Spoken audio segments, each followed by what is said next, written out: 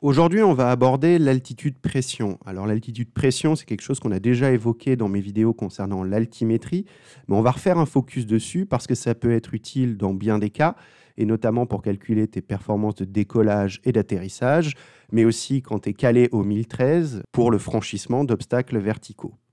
Donc l'altitude-pression, comme son nom l'indique, c'est une altitude basée sur la pression. Et la pression, on le sait, c'est pas quelque chose de fixe. Comme toute chose, il a fallu la normaliser. Pour la normaliser, on s'est basé sur l'atmosphère standard. Or, on le sait, on évolue assez peu dans des conditions standards. Donc, schématiquement, l'altitude-pression, c'est la distance, en général en pieds, qui va te séparer de ton isobar 1013, qui est l'isobar de référence dans les conditions atmosphériques standards, et d'un point à la verticale de celui-ci. Prenons l'exemple d'une plateforme. Illustrons ça par quelques exemples. Prenons le cas de figure où nous sommes en conditions atmosphériques standards. Nous avons donc un QNH de 1013 hectopascales, ce qui veut dire que notre isobar 1013 est au niveau de la mer. Prenons le cas d'un terrain à 300 pieds d'altitude. Procédons à quelques calculs. Nous allons tout d'abord faire la différence de pression entre notre référence standard, 1013 hectopascales, et notre QNH du jour, donc 1013.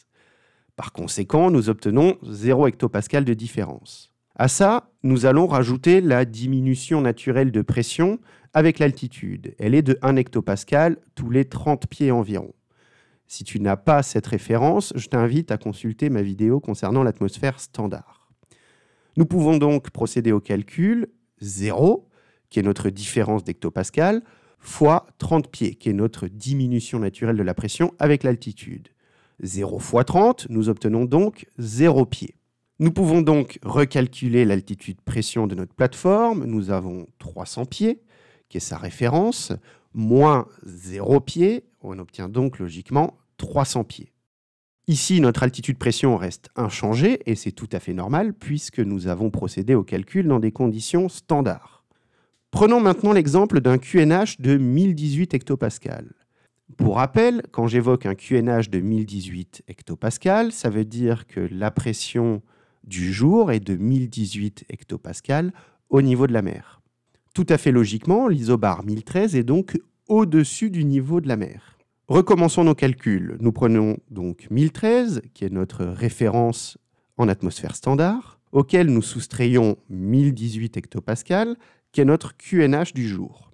Nous obtenons une différence de moins 5 hectopascales. On va donc appliquer notre calcul moins 5 hectopascales fois 30 pieds, qui est notre diminution naturelle de la pression avec l'altitude. On obtient donc moins 150 pieds. Donc prenons ma plateforme à 300 pieds, à laquelle nous retirons 150 pieds. L'altitude pression du jour de ma plateforme est de 150 pieds.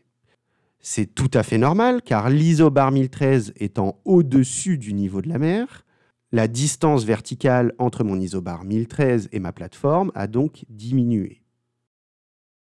Prenons maintenant le cas de figure inverse. Imaginons un QNH de 1010 hectopascales. Donc qui dit QNH de 1010 hectopascales dit 1010 hectopascales au niveau de la mer. L'isobar 1013 est donc logiquement en dessous du niveau de la mer. Opérons donc nos calculs. 1013 hectopascales, qui est ma référence d'atmosphère standard, moins 1010, qui est mon QNH du jour. On obtient donc 3 hectopascales de différence. Appliquons notre décroissance de la pression avec l'altitude, 3 hectopascales fois 30 pieds, ce qui nous fait 90 pieds. Recalculons l'altitude-pression de notre plateforme. Nous prenons les 300 pieds, l'altitude de référence, à laquelle nous rajoutons 90 pieds. Nous obtenons 390 pieds d'altitude-pression dans les conditions du jour. Ici aussi, c'est normal, puisque mon isobar étant en dessous du niveau de la mer, ma distance verticale entre mon isobar 1013 et ma plateforme a augmenté. Voilà, cette altitude-pression, c'est quelque chose de très important à avoir en tête, puisque quand tu évolues au 1013, ça peut t'aider à calculer des franchissements sur des obstacles verticaux, et on verra aussi qu'elle te sert de base, notamment sur tes calculs de performance, de distance de décollage et d'atterrissage. Dans ma prochaine capsule, nous verrons l'altitude-densité, qui est en fait l'altitude-pression corrigée des variations de température.